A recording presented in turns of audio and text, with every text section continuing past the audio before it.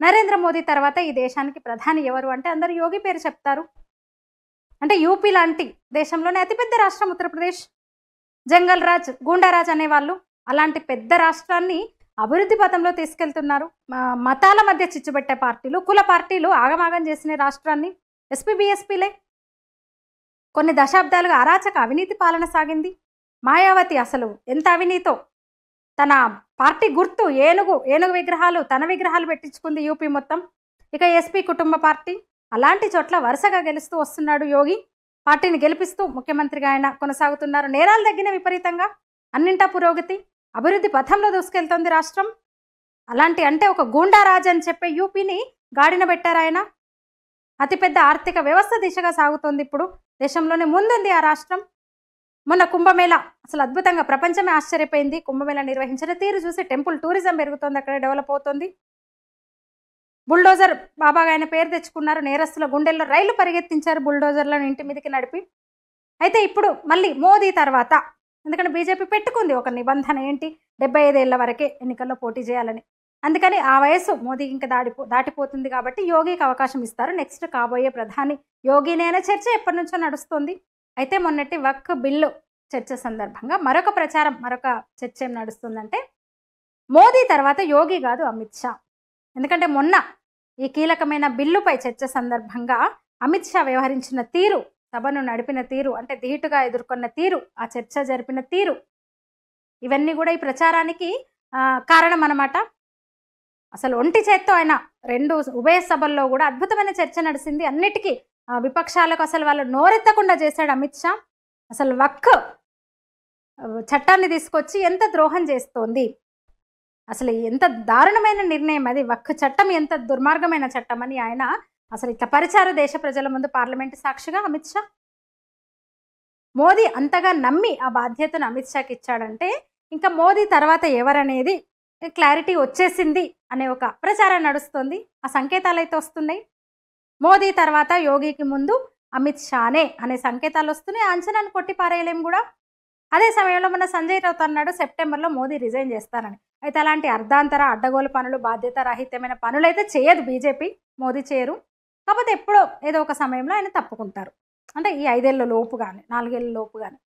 అంటే ఇంకా ఉన్నాయి ఆయన చేయాల్సిన పనులు. 1 నేషన్ 1 ఎలక్షన్ చాలా ఉన్నాయి. ఇప్పుడు మహిళలకు 33% రిజర్వేషన్ వచ్చేసింది. నిన్న మొన్న వక్ఫ్ వచ్చేసింది. ట్రిపుల్ తలాక్.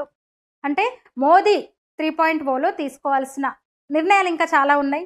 ఆయన చేయాల్సినవన్నీ చేసిన తర్వాత ఆఫ్టర్ మోదీ ఎవరు అంటే షా ఉండొచ్చు, కొట్టి పారేయలేం. అయితే దేశ ప్రజలు చాలామంది యోగిని కోరుకుంటున్నారు మోదీ తర్వాత, అది నిజం.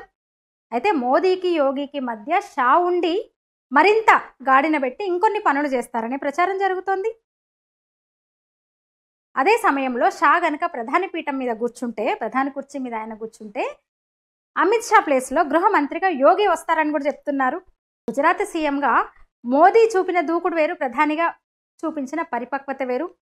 నాడు 2014లో మొదటిసారి పార్లమెంట్లో అడుగుపెడుతూ ఆ ప్రధాన ద్వారాన్ని ముద్దాడి లోపలికి ప్రవేశించిన తర్వాత చాలా పరిణామాలు, పరిపక్వత వచ్చింది మోదీలో.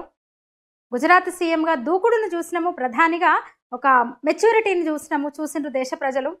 అలాగే యూపీ సీఎంగా యోగి దూకుడు కూడా చూస్తున్నాం. అంటే ప్రధానిగా ప్రధానిగా వెళ్లే ముందు ఢిల్లీలో కొంచెం అనుభవం ఉంటే మంచిది, అందుకని షాను ప్రధానిగా ఎంపిక చేయొచ్చు పార్టీ అనే ఒక ప్రచారం అయితే నడుస్తుంది. అయితే జాతీయవాదులకు ఎవరైనా ఒకటే, దేశ అభివృద్ధిని కాంక్షించే వాళ్లకు, దేశ ప్రయోజనాన్ని కోరుకునే వాళ్లకు అమిత్ షా అయినా ఒకటే, మోదీ అయినా ఒకటే, యోగి అయినా ఒకటే. ఇంకోటి, భారతీయ జనతా పార్టీకి నాయకత్వానికి కొరత లేదు. వీళ్ళు ముగ్గురు మాత్రమే కాదు. మన కాంగ్రెస్ అంటే ఎవరు, కాంగ్రెస్ అధికారంలోకి వస్తే ఎవరు ప్రధానమంత్రి అవుతారంటే రాహుల్ అని చెప్తాము. బీఆర్ఎస్ అధికారంలోకి వస్తే ఎవరు సీఎం అవుతారంటే కేసీఆర్ లేదా కేటీఆర్ పేరు చెప్తారు. ఆప్ ఢిల్లీలో కనుక గెలుచుంటే ఆ కేజ్రీవాల్ సీఎం అయ్యేవాడు. ఒకవేళ ఎస్పీ అధికారంలోకి వస్తే యూపీలో ఎవరంటే అఖిలేష్ గుర్తొస్తాడు. అలా ఆయా పార్టీల పేర్లు మనం చెప్తే ఒకరిద్దరు లీడర్లు మాత్రమే వాళ్ళే ఉంటారు, ఒక కుటుంబం మాత్రమే ఉంటుంది ప్రాంతీయ పార్టీలోనే కాక జాతీయ పార్టీ కాంగ్రెస్లో కూడా. కానీ బీజేపీకి అలా కాదు, లీడర్లు రెడీగా ఉన్నారు అక్కడ. యోగి, అమిత్ షా, మోదీ తర్వాత ఫడ్నవీస్ ఉన్నారు, హిమంత బిశ్వ శర్మ ఉన్నాడు, తేజస్వి సూర్య ఉన్నాడు, అన్నామలై ఉన్నారు సౌత్ నుంచి, మన కిషన్ రెడ్డి ఉన్నారు, ఈటల రాజేందర్ తయారయ్యారు. ఇక్కడ అలా లీడర్లను తయారు చేసుకుంటూ వస్తుంది భారతీయ జనతా పార్టీ ఎక్కడికక్కడ. మొన్న చూసినాం కదా, వీళ్ళు మాత్రమే కాదు ఇంకెంతో మంది ఉన్నారు. వక్ బిల్లుపై చర్చ సందర్భంగా అసలు ఎంత అద్భుతంగా నాయకులు, స్పీకర్లు ఇంతమంది ఉన్నారు ఆ పార్టీకి అనిపించింది. సరే, అన్నామలై సందర్భం కూడా వచ్చింది కదా, అన్నామలై పదవి కాలం ముగియడంతో ఆయన తప్పుకున్నారు. కొందరు అసంతృప్తి, అంటే అన్నామలై అభిమానులు తమిళనాడులోనే కాదు దేశమంతా ఆయనకు అభిమానులు ఉన్నారు. ఒక భావి నేతగా ఆయన్ని భావిస్తూ వస్తున్నారు, అంచనా వేస్తున్నారు. దీంతో అన్నామలైని అధ్యక్ష పదవి నుంచి ఆయన రాజీనామా చేయడం కొందరిని అసంతృప్తికి గురిచేసింది. తమిళిసయ్య లేదా వానతి శ్రీనివాసన్ ఉన్నారు, Mahila Morcha national president, MLA.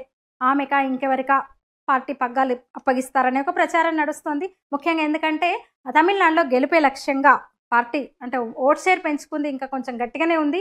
అన్నాడీఎంకైతే పొత్తు ఉండే అవకాశం ఉంది, కూటమిగా తమిళనాడులో ఎన్నికలకు వెళ్ళే అవకాశం ఉంది. కాబట్టి ఆ రెండు పార్టీలకు సంబంధించి సౌకర్యవంతంగా ఉండే వాళ్ళకి ఇచ్చే అవకాశం ఉంది పార్టీ పగ్గాన్ని తమిళనాడు బీజేపీ.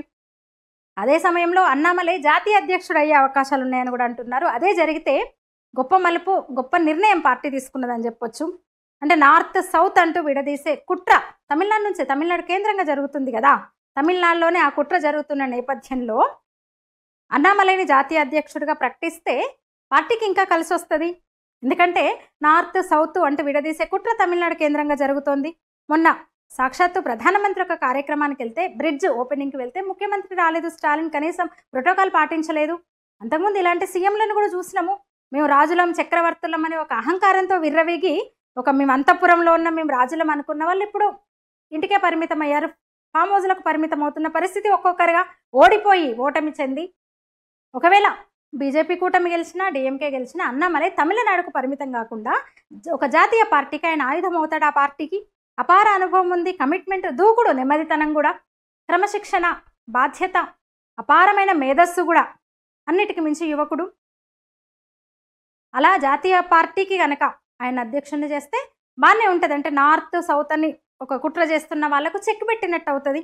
ఒక సౌత్కు చెందిన ఒక యువ నాయకుడికి పార్టీ పగ్గాలు అప్పగిస్తే మైలేజ్ వస్తుంది బీజేపీకి. బీజేపీ తమిళనాడుకు వ్యతిరేకం, హిందూ పార్టీ, సౌత్కు వ్యతిరేక పార్టీ, హిందీ బెల్ట్ పార్టీ, ఉత్తరాది పార్టీ అనే ప్రచారానికి చెక్ పడుతుంది. అన్నామలైకి గనక జాతీయ పార్టీ పగ్గాలు అప్పగిస్తే సరే, మరి ఆయన పార్టీ జాతీయ అధ్యక్షుడు అవుతాడా లేదా చూడాలి.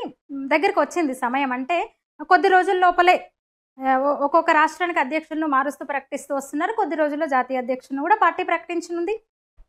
అంటే అంత క్రేజ్ ఉంది అన్నామలై గురించి, అంత క్రేజ్ ఉంది. ఇప్పుడు ఒక ఐపీఎస్ ఆఫీసరు ప్రభంజనంలా వచ్చాడు. ఈ వీడియో మీద మీ అభిప్రాయాన్ని తెలియజేయండి.